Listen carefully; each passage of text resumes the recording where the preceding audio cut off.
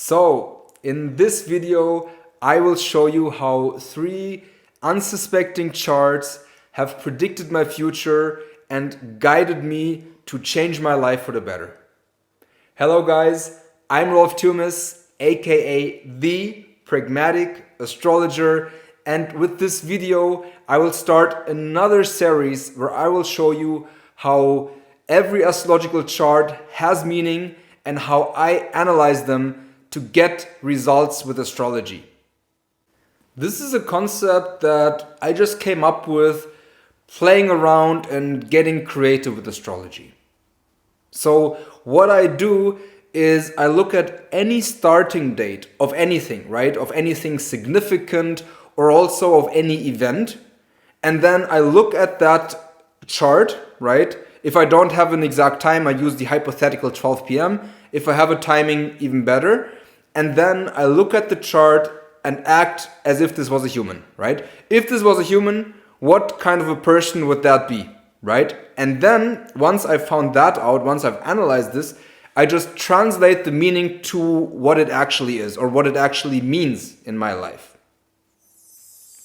A very significant timing is the karmic moment when you officially buy or rent your new home, right? This is officially starting by making it official on paper, right? So what I do anytime when I signed a contract of significance is I take a picture, right? I digitize it, which also has the advantage of this photo documenting time, date, and if I allow it on the phone, even the place, right? So all 3 coordinates that I need to have an accurate birth chart, right? So what sets me apart from many astrologers is that I don't influence these timings.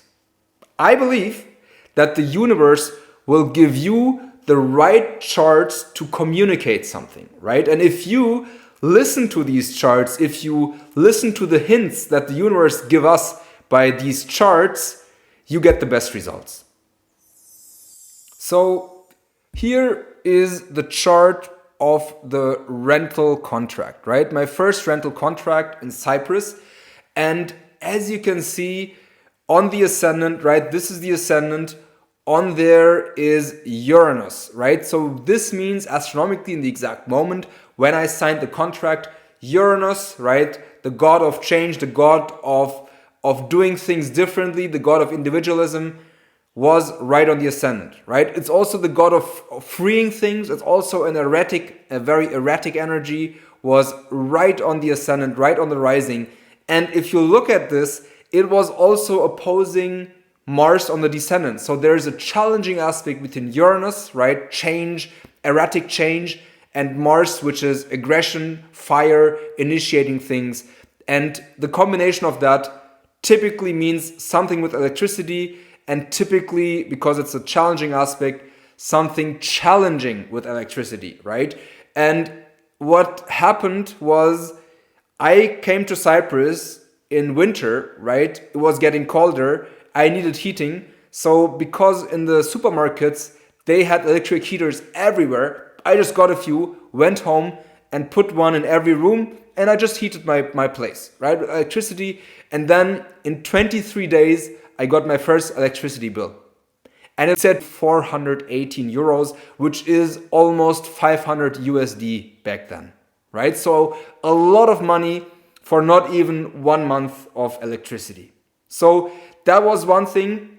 Another thing was the heaters themselves didn't have the correct socket because the heaters came from Europe, and the sockets in Cyprus are based on the sockets from Great Britain. So I needed to find an adapter to connect the heater with the socket, and I burnt 5 of these adapters. They burned, right? They melted away. Thank God I saw it fast enough so I didn't have a fire, but I smelled it. I mean, this was already quite problematic, right? The other thing, my stove was broken. It had to be repaired. And my washing machine was broken. It had to be repaired. And the fuse, a lot of the times, the fuse just went out. So then I had to go out and restart the electricity again, restart the fuse again. And the second aspect, which is very visible as well, is that Pluto, right, the god of transformation, of death and rebirth, of deep change, right, is right on the midheaven. This means Pluto was pretty much on the highest point in the sky on that day, in the exact moment when I signed the contract, right? The midheaven is about your career, about your life path, about, also your status, how you're seen, and all of that changed, right? What happened? Well, I went to Cyprus to actually not work anymore because I invested well. I did a few smart decisions. So I came here to not work. And the rental contract was like, yeah, you have to work and you're going to change this right now. So it took me 6 months of several hints to understand this and to officially become an astrologer. And what I did in the moment when I decided, okay, let's become an astrologer officially, because I gave free readings for 3.5 years, right? I gave over 400 free readings before I even became an astrologer. And for me, it was just creating this post, right? A Q&A post in my Facebook group. Back then it wasn't 17, I think it was like 11 or 12,000 people. And I had a Q&A, a lot of members answered or asked questions, and I took the time to answer every single one with great detail and length. And then within 1.5 days, I got 35 requests that wanted to book me, and 25 booked me right away, right? So that was the sign. Again, I saw it way earlier than I officially became an astrologer, right? That this was my way. And once I've done it, once I've accepted it, once I've done what the universe actually told me over and over again, I was feeling a lot better, happier, and my life just started to make more sense. Okay? So this was all just the rental contract. But this wasn't the only chart that was screaming at me to do something significant with my career and my life path. Because what I had to learn the hard way is, in order to be happy, I always have to provide something. I always have to do something of significance, of value for society in order to have my place, right? And this is what I found, and this is how my rental contract helped me with this. Another chart that might seem insignificant, that showed me that I really have to do something when it comes to my career, was the timing when I returned to Cyprus after a trip of 5 weeks in Asia, right? I looked at the exact moment when the plane touched the ground again of Cyprus, right? I made a screenshot of that time. So I have a date, I have a time, and I have a place. And then I looked at the chart and just look at this result, right? You can see that Jupiter was exactly on the midheaven, on the mid sky, the highest point of that day, right? Making it all about career, making it all about succeeding in career. And you can see all this planetary energy of the 10th house, right? The 10th house, again, career, life path, anything that has to do with success and being seen for it, right? Your status. The second thing I see is that there's also a focus on the 8th house, right? The 8th house is about death and rebirth, transformation, metamorphosis, right?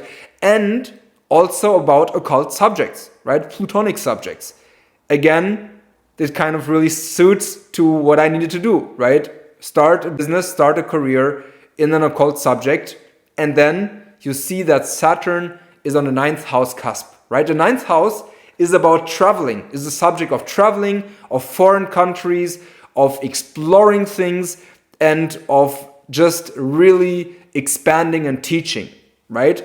This is the subject, and Saturn is all about work, hard work, right? Something significant. And what do? I teach people where they should travel to.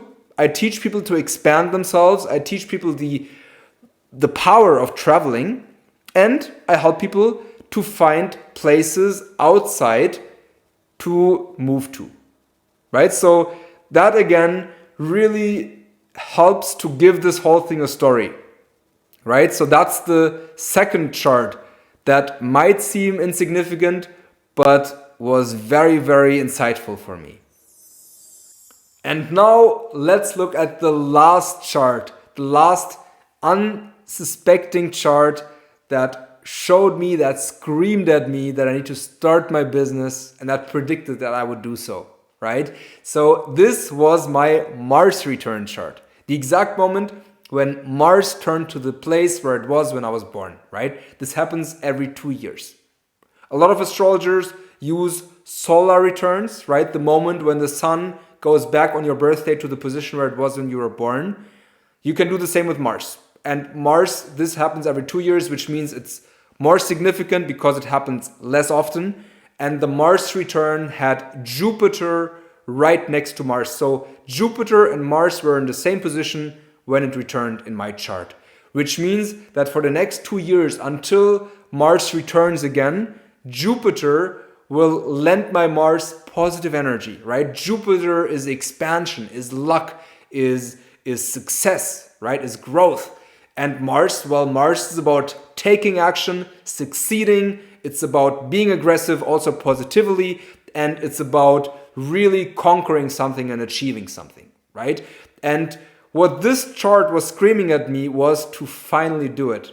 And I have, right? I started my first Q&A post in the Facebook group where I had members, back then I think it was like 12,000 members, asked me questions about relocation astrology, and I answered all of them, and within 1.5 days, 35 people contacted me for readings and 25 booked me right away, right? So I knew that this was exactly what I needed to do for the past 6 months, right, where I was trying to figure out what to do or trying to not do anything, which obviously didn't work at all.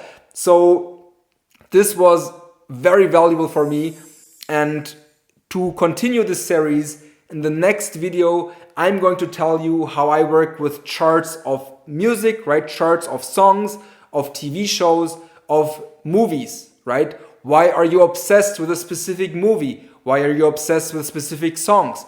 Why can't you, why do you have to binge watch a specific TV show and you can't let go, right? A lot of the times there are planetary reasons for this, and I'm going to show you how I use it in my life and the successes that I've got in the next video. And if you have any questions, please comment, right? Please react and let me know if you like this new start of series. And also if you have any advice, what you would like to see in the next videos, let me know. And thank you very much for watching this.